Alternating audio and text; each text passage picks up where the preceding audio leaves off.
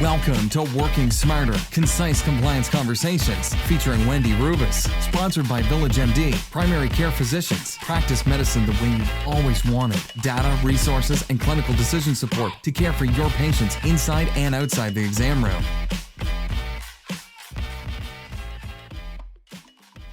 Hi, welcome to Working Smarter. This is Wendy Rubis, General Counsel of VillageMD, and today we're providing you a brief update on a topic that we've discussed thoroughly here at Working Smarter. So we want to give you an update. There's been some recent changes to regulatory guidance on matter of opioid prescribing for primary care physicians. So we're going to give you two new pieces of information about that today. First, to note, in our first opioid podcast, we talked about the CDC guidelines that were published in 2016.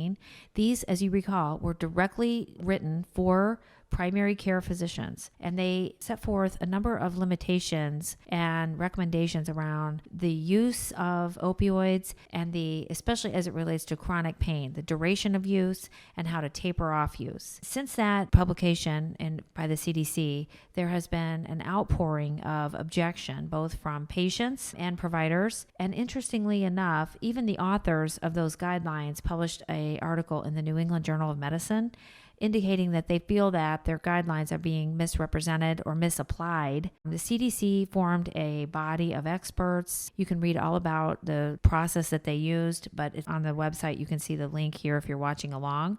And they just this March have changed the primary care prescription guidelines to address this public perception that these were too rigid, and in particular as it relates to the tapering process used when you have a patient who is trying to stop taking the opioid medication. So the main thing, we want to make all of our partners aware that there are new guidelines. You can find them at this website, and make sure that you have that information as you're thinking about how to do the right thing and the best thing for your patients. The second update is even more recent, and everyone knows opioid epidemic is omnipresent. We're seeing it in the news all the time. We're seeing cases, we're seeing unsealed records. And just this past week, July 16th of 2019, the Washington Post published a huge database full of lots of data about opioid prescriptions. I think it's a good idea for everyone to take a look at it. Apparently this came about from a lawsuit where the Washington Post was, among other media companies,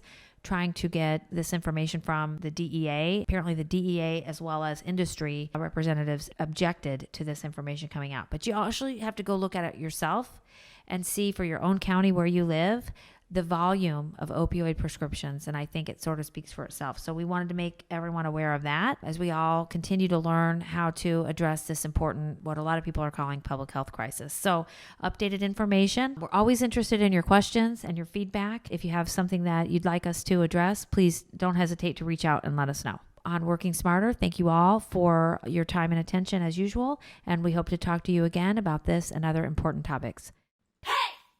Thank you to our sponsor, VillageMD. We hope you will join us for future concise compliance conversations.